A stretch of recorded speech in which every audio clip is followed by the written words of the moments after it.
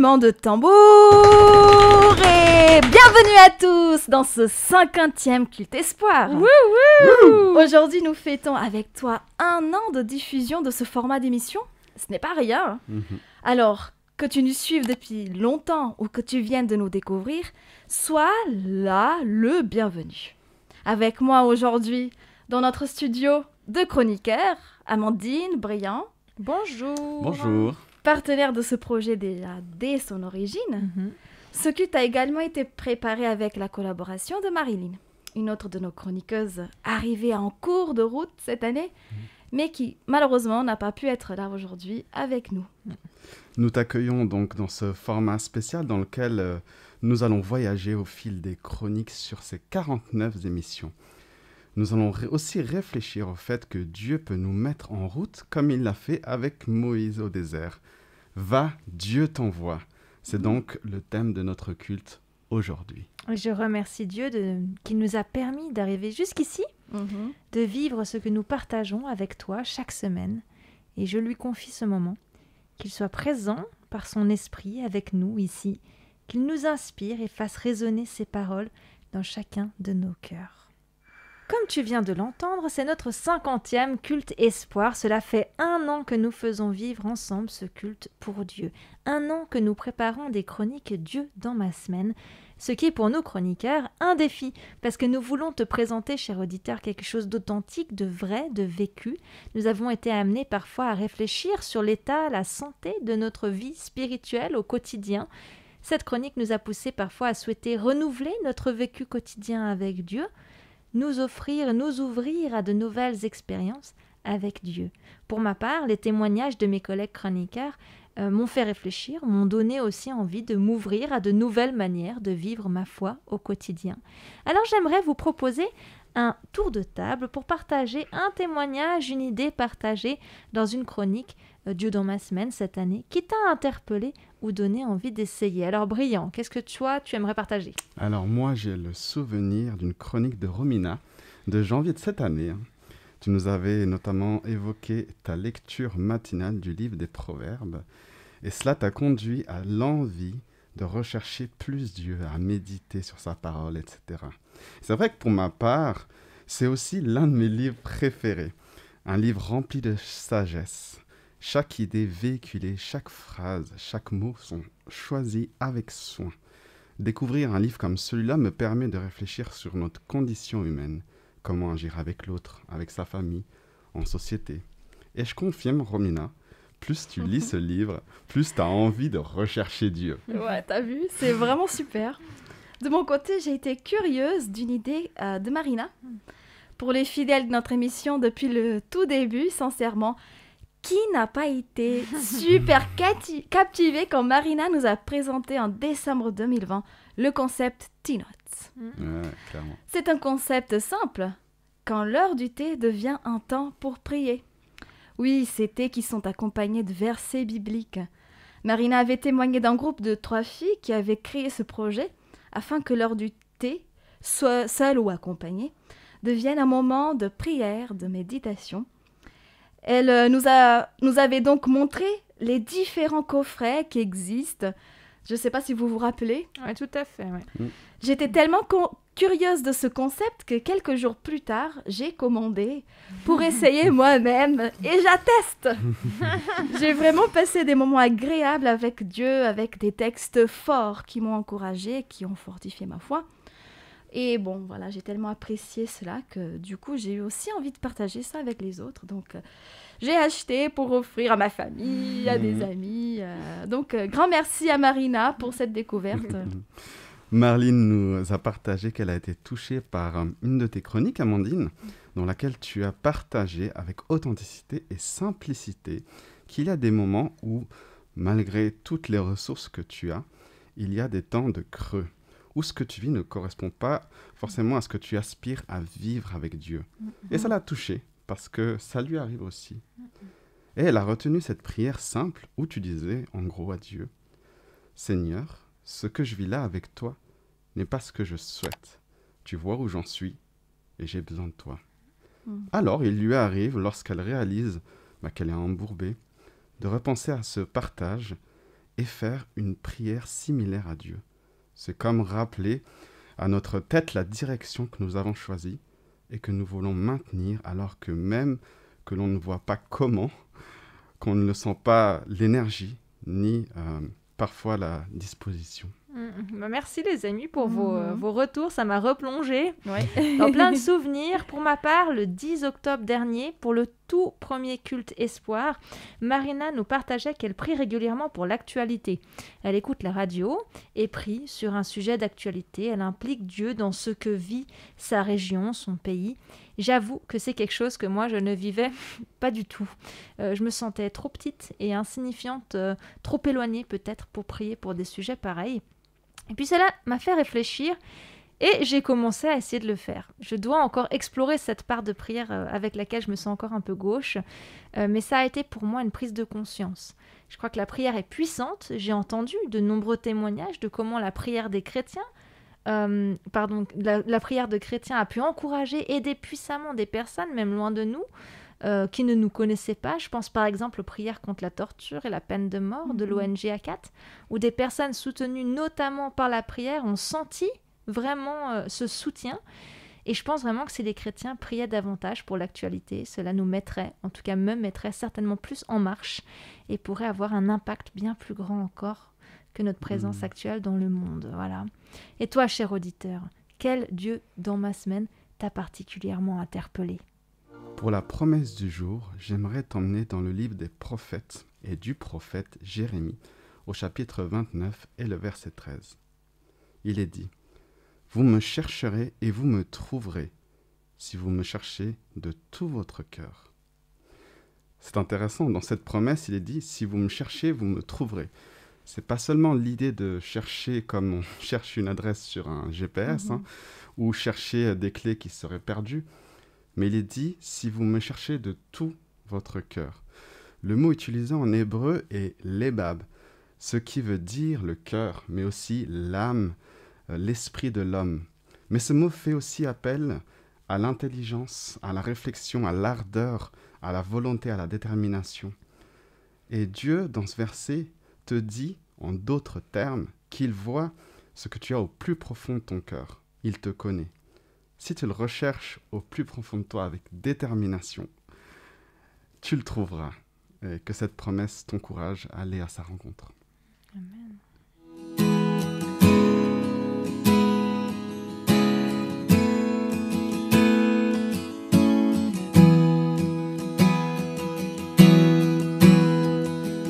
Montre-moi la voie, dis-moi où aller, où tu voudras j'irai.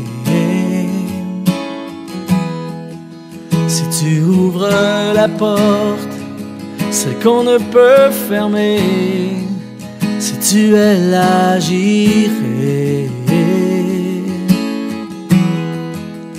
Montre-moi la voie, dis-moi où aller, où tu voudras j'irai.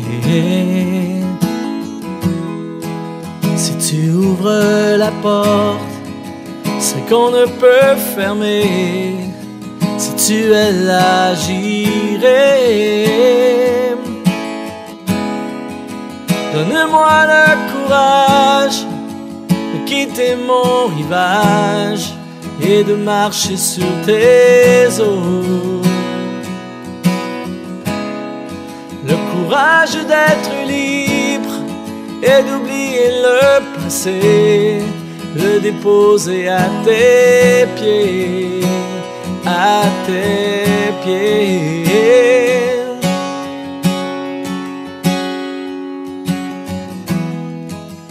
Montre-moi la voie, dis-moi où aller, où tu voudras j'irai. Si tu ouvres la porte, c'est qu'on ne peut fermer, si tu es là j'irai. Donne-moi le courage de quitter mon rivage et de marcher sur tes eaux. courage d'être libre et d'oublier le passé, le déposer à tes pieds. Donne-moi le courage de quitter mon rivage et de marcher sur tes eaux. Le courage d'être libre et d'oublier le passé, le déposer à tes pieds, à tes pieds. Où tu voudras, j'irai.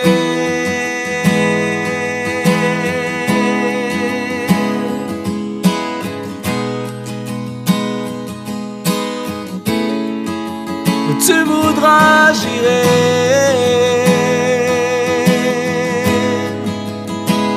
Me voici. Où tu voudras, j'irai.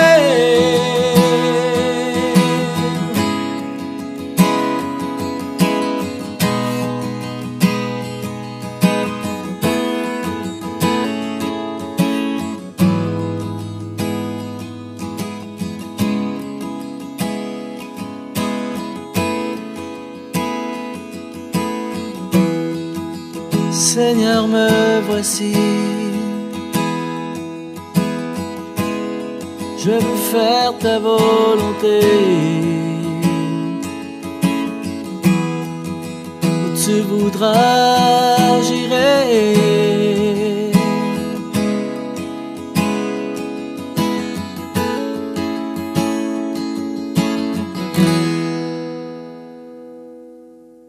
C'était J'irai de Luc Dumont qui nous invitait à quitter nos rivages afin de marcher là où Dieu veut nous guider. C'est beau comme parole.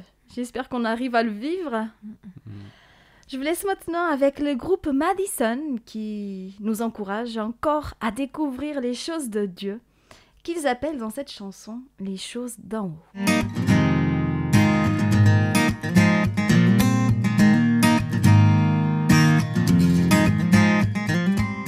J'ai cherché par moi-même un sens à la vie. Je voulais que l'on m'aime pour ce que je suis. Je n'ai vu que des regards de haine, de désespoir. Oh, j'ai parcouru la terre, suivi d'autres danses, traversé des rivières. Et dans mes errances, je suis trouvé un soir au point de départ. Oh,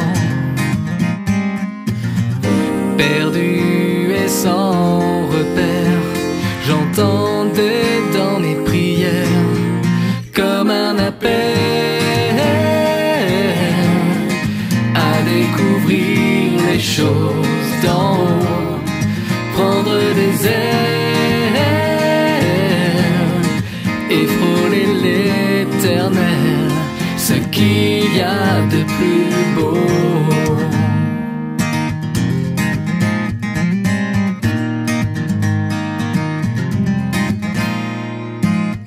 Ivre de ces images, j'ai troqué mon quotidien pour d'autres paysages et d'autres chemins.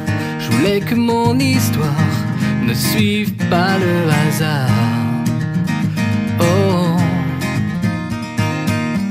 dans les temps de colère, je n'ai vu dans mes doutes que l'onde des réverbères placés sur ma route, jusqu'à perdre l'espoir d'un nouveau départ. Oh, perdu dans le désert, j'ai perçu dans mes prières comme un appel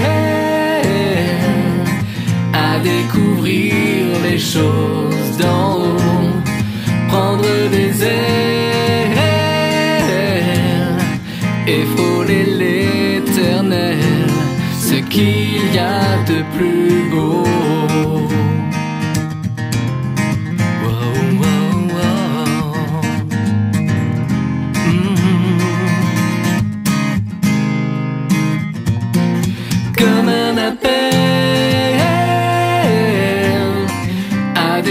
découvrir les choses d'en haut, prendre des ailes et frôler l'éternel, ce qu'il y a de plus beau. À découvrir les choses d'en haut, prendre des ailes et frôler l'éternel, ce qu'il y a de plus beau. Oh, oh, oh.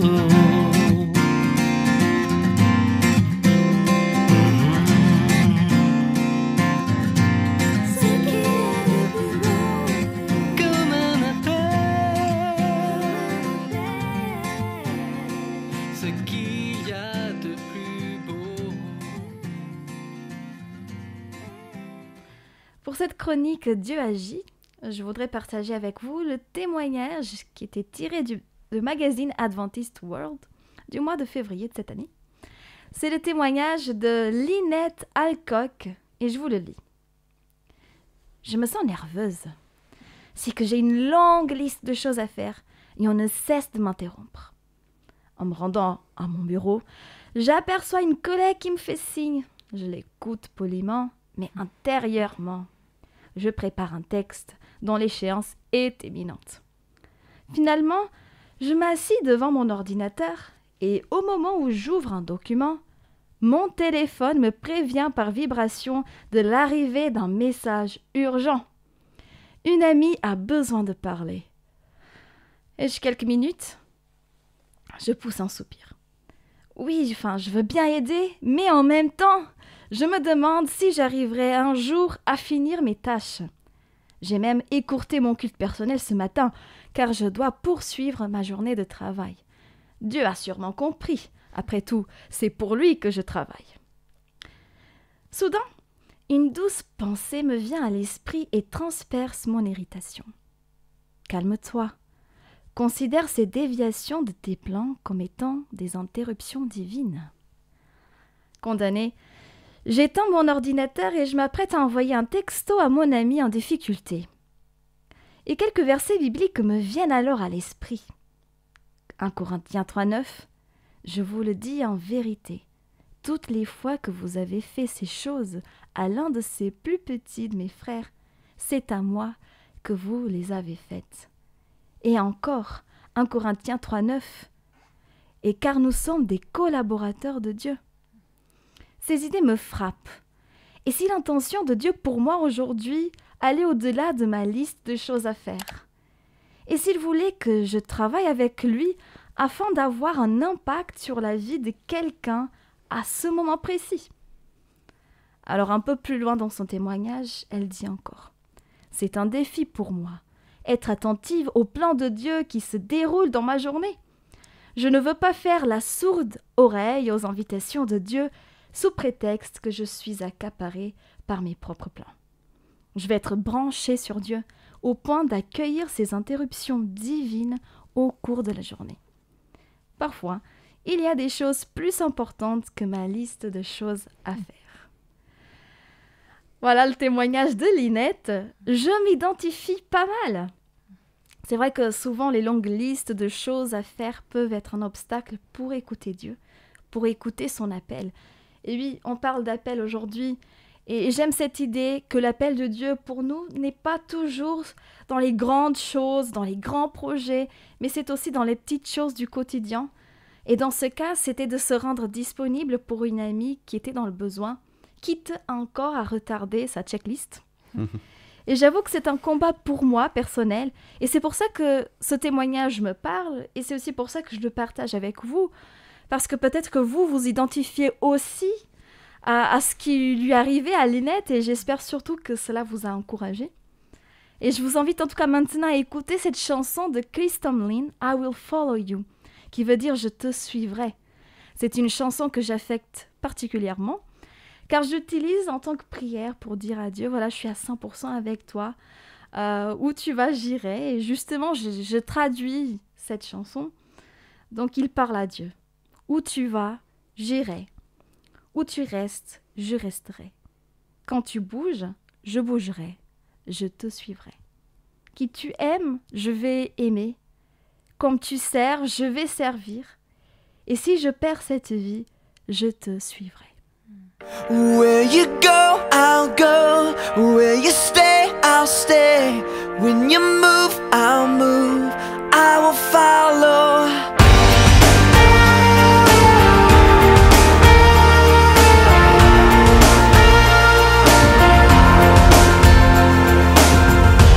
All your ways are good. All your ways are sure. I will trust in you alone. Higher than my sight, high above my life. I will trust in you alone.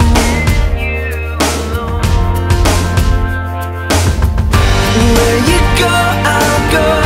Where you stay, I'll stay. When you move, I'll move. I will follow you. Who you love, I'll love. How you serve, I'll serve.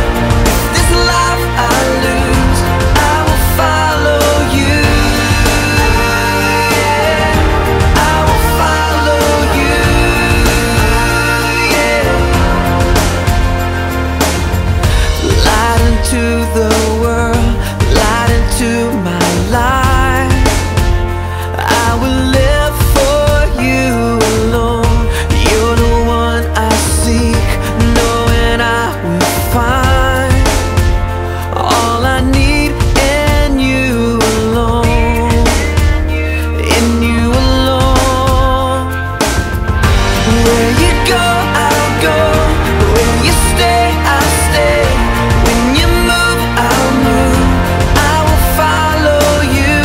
Who you love, I love. How you serve, I serve. If this life I lose, I will follow you. Yeah, I will follow you. Yeah. In you there's life everlasting.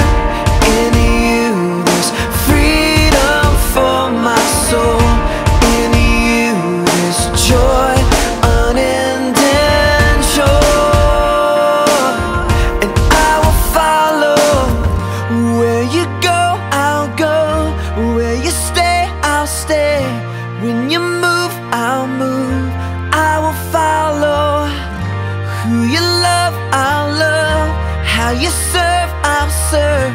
If this life I lose, I will follow.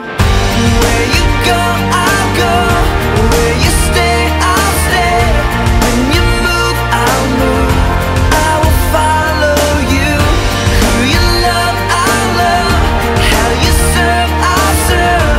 If this life I lose, I will follow you. Yeah, I will follow you. Yeah, I will follow you. Yeah, I will follow you. Yeah. Comme je te l'ai déjà dit dans les précédentes émissions, je suis assez friand d'histoires de personnages bibliques. Ces histoires nous racontent des épreuves, des joies, des souffrances vécues, mais par-dessus tout, elles montrent le désir que Dieu a de vouloir tisser des liens profonds avec nous. Et aujourd'hui, j'aimerais te parler de Moïse. Alors, rares sont les personnes qui ne connaissent pas Moïse, au moins de nom. Moïse, c'est donc la libération des Israélites en Égypte. C'est les eaux de la mer Rouge que Dieu lui fait séparer séparer en deux. C'est le décalogue, plus communément appelé les 10 commandements. Alors pourquoi j'ai envie de te parler de cette personne ? Parce qu'avant d'être la figure que tout le monde connaît, Moïse a fait une rencontre qui a changé sa vie. On entend souvent dans le monde chrétien, Dieu m'a appelé à faire telle ou telle chose. On parle d'appel divin.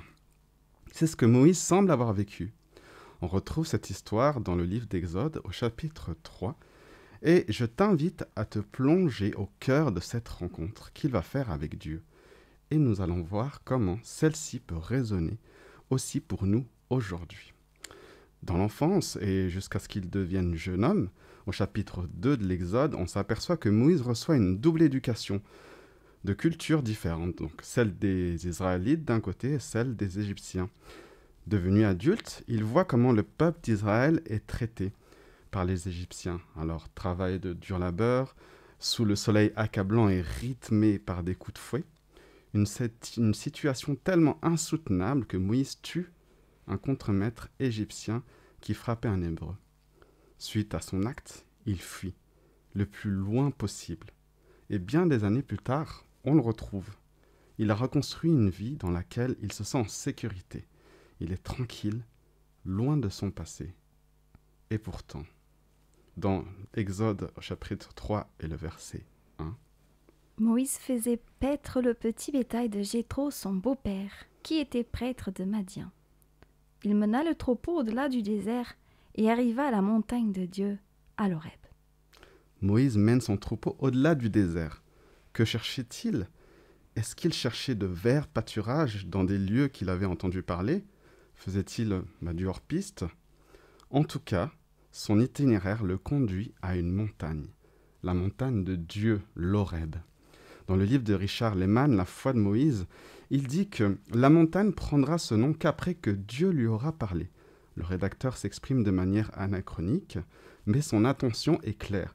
Il veut dire que Moïse se rend à cette montagne parce que ce qu'il cherche, ce n'est pas tant un vert pâturage pour son troupeau, mais Dieu lui-même. Il arrive pour faire paître son troupeau à la montagne de Dieu. Pensait-il un instant qu'il allait se retrouver en face de Dieu, que Dieu l'attendait? J'ai entendu tellement de témoignages de personnes qui avaient leur vie bien calée, dans laquelle il semblait ne manquer de rien. Parmi ces témoignages, parfois aussi un passé douloureux, enfui, qu'on ne veut résoudre. Et au milieu de cette vie, un manque indéfinissable de quelque chose qui est caché au plus profond et qui est recherché sans vraiment savoir quoi. Ce manque, ce quelque chose, c'est mon ami, c'est Dieu. Et dans le verset 2, à partir du verset 2 et le verset 6, le messager du Seigneur lui apparut dans un feu flamboyant du milieu d'un buisson. Moïse vit que le buisson était en feu, mais que le buisson ne se consumait pas. Moïse dit : « Je vais faire un détour pour voir ce phénomène extraordinaire. Pourquoi le buisson ne brûle-t-il pas ? » Le Seigneur vit qu'il faisait un détour pour voir. Alors Dieu l'appela du milieu du buisson. « Moïse, Moïse !»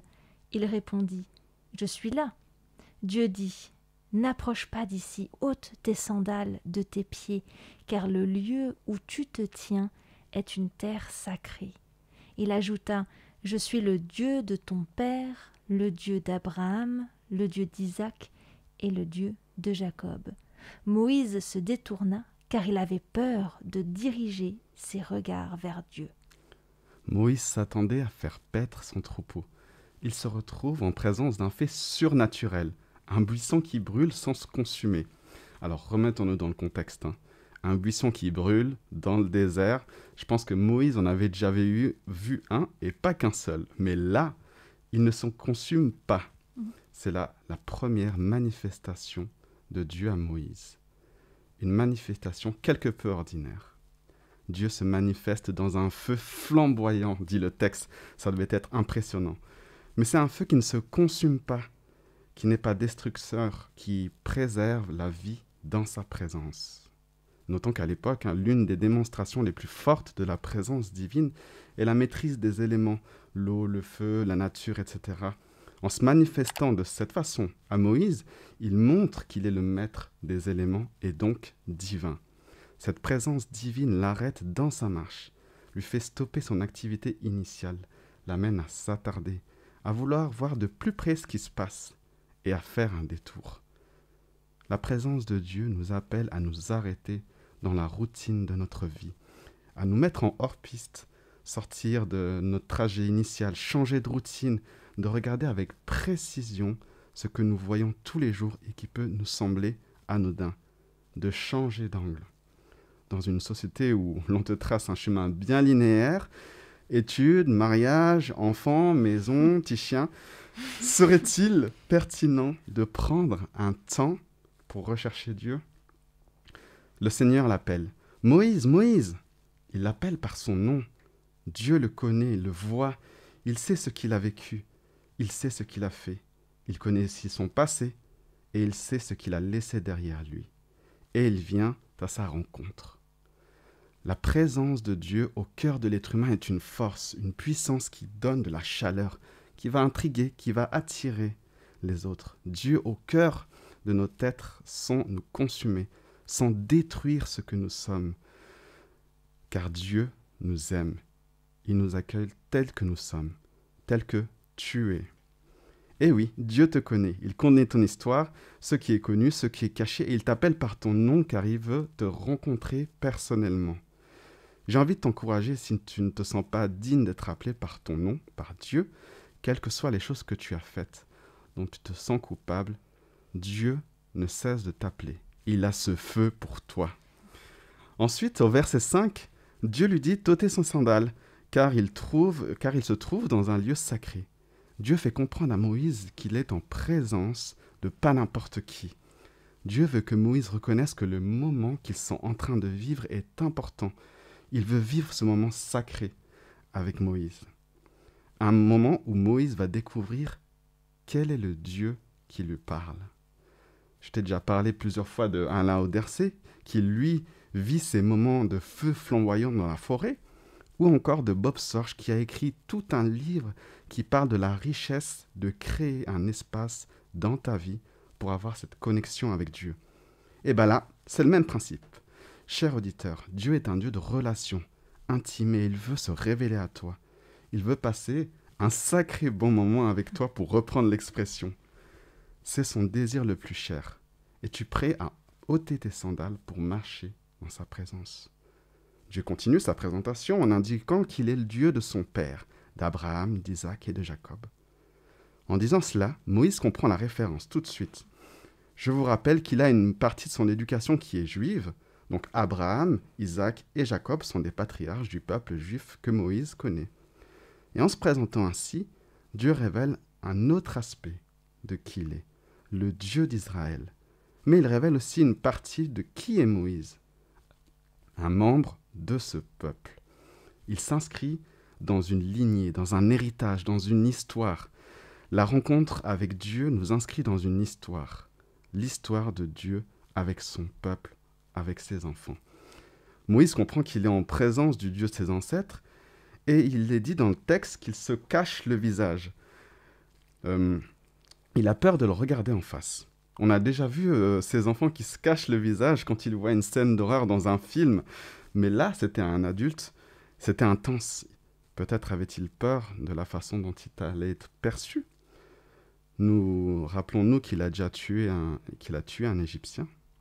Peut-être se disait-il, si Dieu me voit tel que je suis, il me rejettera. Peut-être avait-il peur d'être puni. Le texte ne nous le dit pas. Mais Dieu a un tout autre objectif pour lui. Le Seigneur dit: J'ai bien vu l'affliction de mon peuple qui est en Égypte, et j'ai entendu les cris qui lui font pousser ses tyrans. Je connais ses douleurs. Je suis descendu pour délivrer de la main des Égyptiens et pour le faire monter de ce pays vers un bon et vaste pays, un pays ruisselant de lait et de miel, là où habitent les Cananéens, les Hittites, les Amorites, les Périzites, les Hivites et les Jébusites.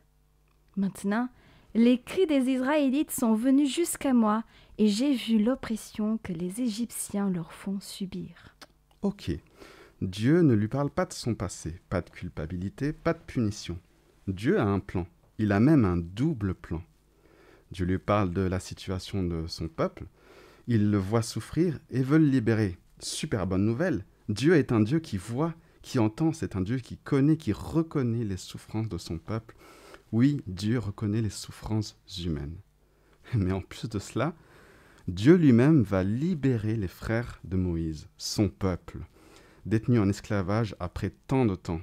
Le Dieu d'Abraham, d'Isaac et de Jacob se révélera comme un Dieu qui libère, un Dieu qui sauve même dans une situation désespérée. Et à travers son plan pour sauver son peuple, c'est aussi Moïse qu'il va sauver, qu'il va soigner, qu'il va guérir de ses blessures passées et de sa culpabilité. Cher auditeur, Dieu est sensible à la condition humaine. Il te voit quand tu agis, il t'entend quand tu parles. Il connaît tes souffrances que tu traverses et il veut t'en libérer, il veut t'en sauver. C'est lui l'auteur de ton sauvetage, mais ce n'est pas toujours le type et la forme de sauvetage à laquelle on s'attend. Maintenant, va, je t'envoie auprès du Pharaon, fais sortir d'Égypte mon peuple, les Israélites. Quoi ? Attends. Tu viens de dire que c'est toi qui allais libérer le peuple d'Israël de ta main, et puis là, c'est moi qui dois y aller. Alors là, la douche froide pour Moïse. Dieu sait que Moïse n'est pas indifférent à cette situation, mais de là à le renvoyer dans ce lieu qui lui évoque tant de mauvais souvenirs, surtout que bon, y aller tout seul, c'est quand même un peu léger. Parfois, quand je vois une réponse de Dieu, ce n'est pas forcément la manière dont je m'imaginais à la base. C'est parfois bien au-delà de ce que j'espère. Dieu, plein de surprises, nous fait sortir de nos schémas de conception parfois trop cubiques afin d'élargir notre vision, ouvrir à plus de possibilités où l'impossible devient possible. Moïse dit à Dieu, « Qui suis-je pour aller auprès du Pharaon et pour faire sortir d'Égypte les Israélites ?» Dieu dit, « Je serai avec toi, et voici quel sera pour toi le signe que c'est moi qui t'envoie. Quand tu auras fait sortir d'Égypte le peuple, vous servirez Dieu sur cette montagne. » Moïse se demande quelle est sa légitimité, au moins à deux niveaux. Premièrement, quelle est la légitimité de Moïse d'aller auprès du Pharaon pour lui parler ? Il n'est plus à la cour du roi, il n'est pas figure d'autorité, pas responsable, à part de son bétail. Et deuxièmement, quelle est la légitimité qu'il a de représenter le peuple d'Israël qu'il a quitté depuis belle lurette ? Cela fait tant d'années qu'il est parti. Comment le peuple d'Israël prendrait la chose ? Mais Dieu va chercher Moïse pour lui parler de ce qu'il a mis derrière lui, un peu comme pour dire « Cette fois, ce n'est pas à ta manière, ni avec tes propres forces, mais à ma manière, ensemble, avec mes forces, que nous allons sauver le peuple. » Lorsque Moïse s'est révolté contre la violence égyptienne, la cause, elle était juste, mais pas la manière de faire. Ce n'est pas toi tout seul avec tes propres forces et tes solutions humaines, mais avec Dieu. Moïse va devoir revenir sur le lieu de sa jeunesse et de ses erreurs. Mais la grosse différence, c'est qu'il accepte. Il accepte Dieu. Dieu, en lui donnant cette mission, va restaurer Moïse de ses blessures liées à son passé, de sa culpabilité, de sa légitimité d'œuvrer pour le Dieu de la vie. Il en est de même pour ta vie. Dieu veut te restaurer, il veut te fortifier, te soutenir, il veut te donner cette légitimité d'œuvrer à son service. Au verset 12, il dit cette promesse, « Je serai avec toi ». Dieu qui te voit, qui t'entend, qui te reconnaît, qui te connaît par ton nom, reconnaît tes souffrances. Dieu libérateur, le Dieu qui maîtrise les éléments, le Dieu qui te sauve, te dit cette promesse, « Je serai avec toi ». Il y a quelques semaines, j'ai écouté une prédication de Patrick Bonhomme intitulée « Le meilleur est à venir ». Et dans son message, il y a une phrase qui m'a interpellé. Il disait que la bénédiction que Dieu te donne n'est jamais que pour toi. Elle est aussi pour ceux et celles qui t'entourent. Moïse, dans son appel, sa relation avec Dieu vit cette bénédiction. Dieu lui propose le chemin de la restauration, de le libérer de son Égypte qui lui voilait la légitimité de servir Dieu. Et cette bénédiction sera gigantesque parce qu'elle va s'étendre sur le peuple d'Israël. La libération, la délivrance, cette délivrance permettra de se rapprocher de Dieu et d'apprendre à le connaître. Cher auditeur, Dieu t'appelle, il te connaît bien. Si tu le cherches, lui, il t'attend déjà. Il t'invite à passer du temps avec lui dans sa présence. Es-tu prêt ? Es-tu prêt à répondre à son appel? Essaye, ça vaut le coup. Da da da, da da. Oh. Si Dieu a mis un rêve dans ton cœur, écris-le, garde-le comme un trésor. Quoi qu'on dise, protège la vision avec passion. Oh oui, quand tu sais de tout ton être que ce rêve ne vient pas de toi.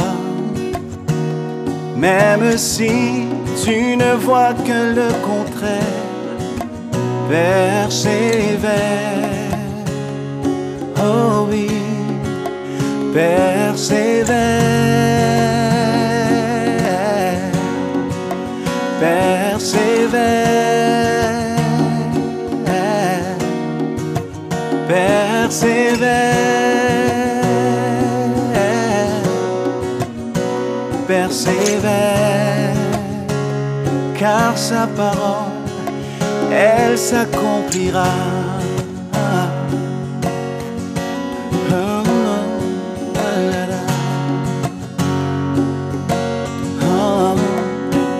Si dans ton cœur est réelle cette promesse, quand vient le doute, lève-toi et confesse que Dieu est vrai et que sa parole demeure éternelle.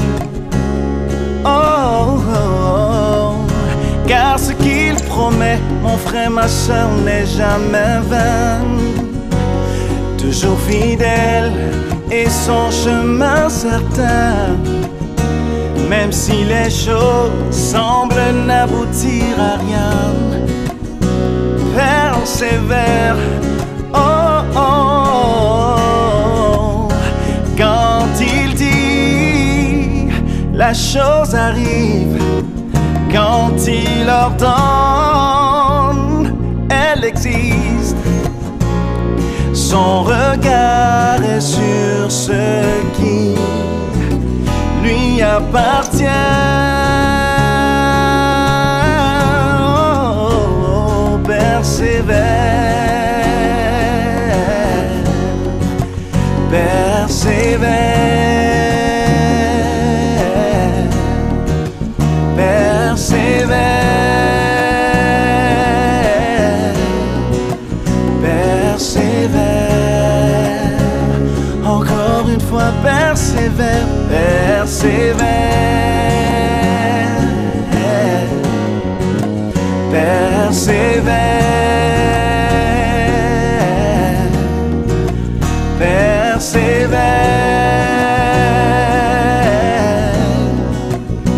persévère, car sa parole, elle s'accomplira. Oh oui, elle s'accomplira. Ah. Oh oui, elle s'accomplira. Certainement. Oh oui, elle s'accomplira.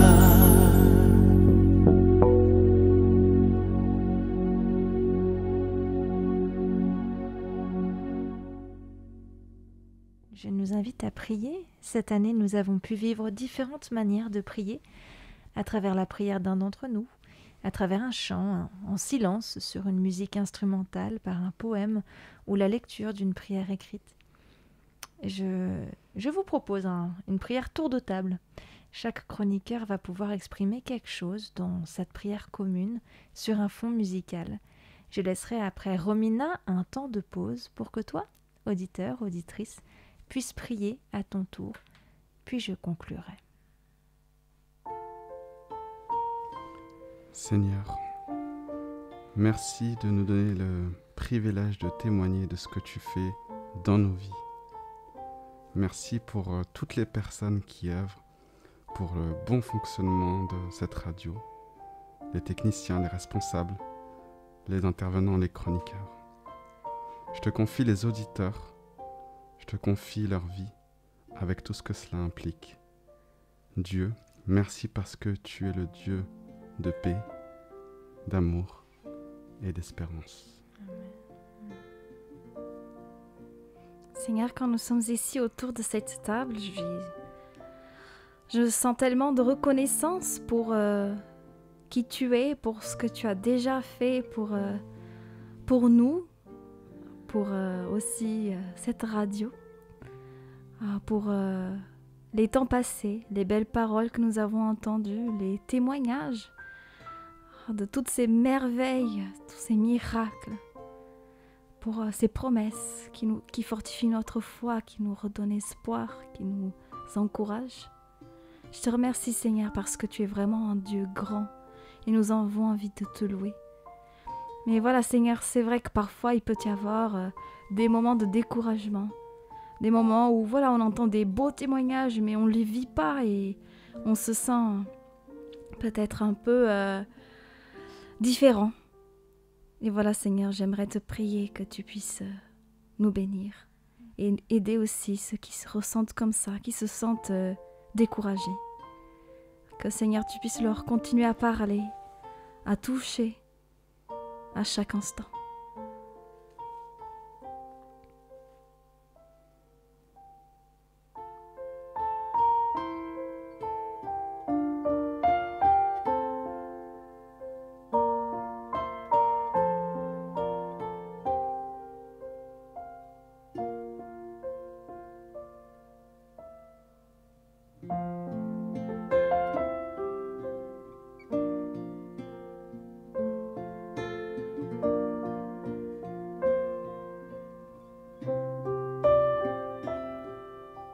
Seigneur, j'ai envie de dire à quel point tu es bon, à quel point tu es grand, à quel point tu es fidèle. J'aimerais élever ton nom, dire que tu es merveilleux, que tu es Seigneur des Seigneurs, que tu es 3 fois saint, que tu es notre berger, que tu es notre ami, notre confident, notre papa, notre maman. Seigneur, j'ai envie d'élever ton nom, dire que tu es un Dieu merveilleux. Je suis infiniment reconnaissante que tu veuilles vivre avec nous. Et je te confie toutes nos vies, celles de nos auditeurs, de nos chroniqueurs, que nous puissions répondre à ton appel, Seigneur, et te laisser pleinement prendre ta place dans nos vies. Gloire à toi, Seigneur. Amen. Lors de l'été 2020, Marina, Mildred et moi-même, nous sommes assises autour d'une table pour imaginer ce culte, construire son identité. C'est l'appel que nous avions reçu de Dieu par l'intermédiaire de Jérémie O'Haraud de participer à la création de ce projet de culte espoir qui nous avait réunis, un appel qui nous avait mis en action. Une fois qu'on avait dit oui, fallait créer. Parce que la présence de Dieu dans nos vies nous met en marche, nous avons eu envie de finir le culte systématiquement par une mise en pratique de ce que nous avions pu échanger pendant le culte. C'est ainsi qu'est née la chronique Action. Alors, nous avons eu de nombreuses suggestions de mise en pratique cette année, et tout comme pour la chronique Dieu dans ma semaine, je suis curieuse de savoir quelle a été une des mises en action que nous, les chroniqueurs, avons pu vivre. Et puis toi, cher auditeur, je t'invite aussi à réfléchir aux actions que tu as pu vivre cette année en suivant ces cultes espoirs. Alors, Brillant. Alors effectivement, cette chronique action était pour moi un moteur pour la semaine. Et une des actions que j'ai appréciées le plus, c'est de noter les promesses de Dieu. Alors c'était soit sur un calepin, soit sur un carnet, ce qu'on veut. Et moi, je le mets sur mon téléphone, dans le bloc-notes de mon téléphone. Donc, noter les promesses de Dieu sur mon téléphone. Et cela me permet vraiment, quand tu recopies, de t'imprégner et de pouvoir après réfléchir sur le verset. Et vraiment de vivre avec ces promesses d'espérance, de force, de victoire et de vie me rassure et me fait du bien, me fait vraiment du bien, quoi. Mais du coup, tu les consultes? Du coup, je les consulte et je les relis régulièrement. Et voilà. D'accord, super. Et cette chronique, d'ailleurs, c'est toi qui nous l'as suggérée, Amandine, hein. C'est juste. Chers auditeurs, dans cette idée, il y a aussi l'application The Bible qui regorge de versets classés par thème qui pourront t'accompagner dans ton quotidien et voilà, te faire vivre avec des versets et des promesses de Dieu. Alors moi, le 22 mai dernier, nous recevions Thierry Lenoir pour parler de la joie. Et j'avais partagé pour la chronique action de ce culte le défi relevé par Anne Voskamp de faire la liste des cadeaux, des merci trouvés pendant la semaine. À l'époque, j'avais donc testé l'exercice pendant 15 jours. J'avais fait la liste de 61 cadeaux et j'ai décidé de continuer l'exercice. Bon, pas facile car j'ai traversé ces derniers mois des moments où c'était un vrai challenge d'adopter ce regard positif sur ma vie, sur ce qui m'entoure. Et aujourd'hui, j'en suis à 350 cadeaux. Wow.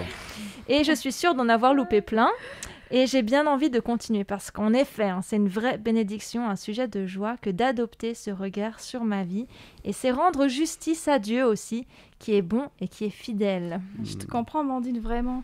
Je pense que la joie est très liée à la reconnaissance. Et pendant toute cette année de culte espoir, j'ai été particulièrement sensibilisée à cette question de la reconnaissance.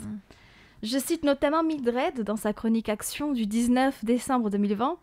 Elle dit « Je te propose d'être reconnaissant. Oui, soyons reconnaissants à Dieu pour ce que nous sommes et pour tout ce que nous avons. Je sais que nous avons souvent besoin de plein de choses et que souvent nous demandons à Dieu d'accomplir nos souhaits. Mais cette fois-ci, je te propose d'être reconnaissant et juste remercier Dieu en toutes choses. » Et du coup, voilà, ça c'était ce que Mildred disait. Et depuis, parfois, je m'arrête juste pour remercier Dieu si quelque chose que je suis en train de vivre m'interpelle, me touche. Ça peut être un beau coucher de soleil. Cela peut être juste tout à l'heure quand j'ai prié, on était autour de cette table. C'est vraiment un élan de reconnaissance. Et voilà, j'essaye de le vivre vraiment. Et voilà, j'ai lu que la reconnaissance est très bonne pour la santé mentale. Donc, je compte garder toujours mon cœur reconnaissant pour tout ce que Dieu a fait et fera dans ma vie et dans la vie de ceux qui m'entourent. Tout à fait.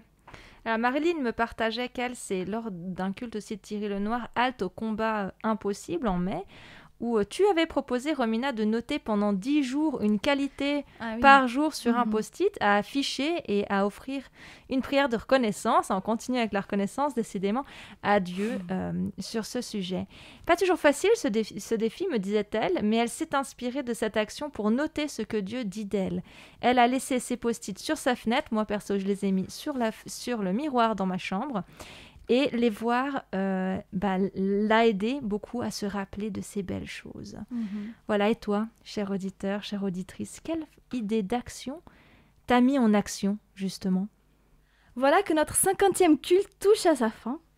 Nous espérons que ce petit moment vous aura rappelé quelques beaux partages de ces derniers mois, ou peut-être vous donner envie d'aller découvrir un peu plus. En tout cas, ce fut un plaisir de vivre ce moment avec vous, Brillant, Amandine. Pareil. Partagez. Merci en tout cas pour la réalisation du programme, pour vos anecdotes, vos partages. Nous avions à cœur de prendre un temps pendant cette émission pour remercier les différents intervenants réguliers ou occasionnels qui ont rendu ces moments possibles.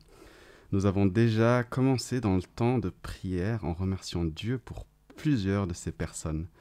Nous sommes vraiment reconnaissants à Dieu pour chacun d'entre vous. Oui, un grand merci à Jérémy, que je suis en train de regarder, là, notre technicien qui a eu l'idée de monter une équipe pour ce projet. Merci pour cette opportunité.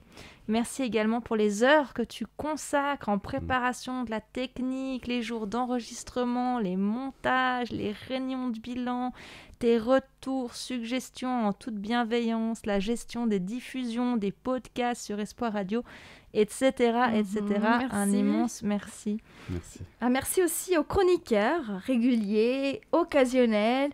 Merci vraiment à chacun de de vous pour ces idées, vos défis, les promesses, les expériences partagées aussi au fil des cultes. Nous avons vraiment une pensée particulière pour Marina et Juliana, pour leur engagement depuis le début. Voilà, elles vont nous laisser un moment, mais nous les remercions de tout cœur pour ces heures passées pendant un an à préparer et à vivre ces moments avec nous. Merci. Merci à tous ces invités qui sont prêtés à l'exercice de cette émission, qui nous ont proposé d'explorer des thèmes très variés. Vous nous avez mis au défi de fouiller ces thèmes et nous avons été enrichis, ainsi que les auditeurs. Oui, merci à chacun de vous qui avez accepté de partager un bout de votre vie, un témoignage dans une de ces émissions. Plusieurs sont auditeurs des cultes espoirs, je crois. C'est pas toujours facile à faire, mais c'est encourageant et inspirant à écouter. Merci beaucoup. Et ce n'est pas fini. Merci à l'équipe d'Espoir Média qui nous donne également la possibilité d'être visible en ligne sur YouTube. Un grand merci aux monteurs, aux correcteurs pour vos heures de travail. Et enfin, merci à notre Dieu qui a permis à chacun de mener à bien ses aventures, à donner de l'inspiration, à être fidèle dans chacune de nos vies de façon différente. C'est ce que Dieu nous appelle chacun, nous met au défi et surtout les relève avec nous. Alors oui, les cultes continuent avec à la clé de belles rencontres, de nouveaux partages. Merci à toi, auditeur, qui nous suit depuis longtemps, qui partage ces messages et qui transmet tes retours de différentes manières via le site Espoir Radio, via YouTube. Que ces moments continuent d'être pour toi une source d'encouragement dans ta marche avec Dieu, une boîte à outils pour ta foi. C'est ce que nous souhaitons. Et nous te donnons rendez-vous la semaine prochaine pour terminer une série de messages avec Gabriel Saint-Pério.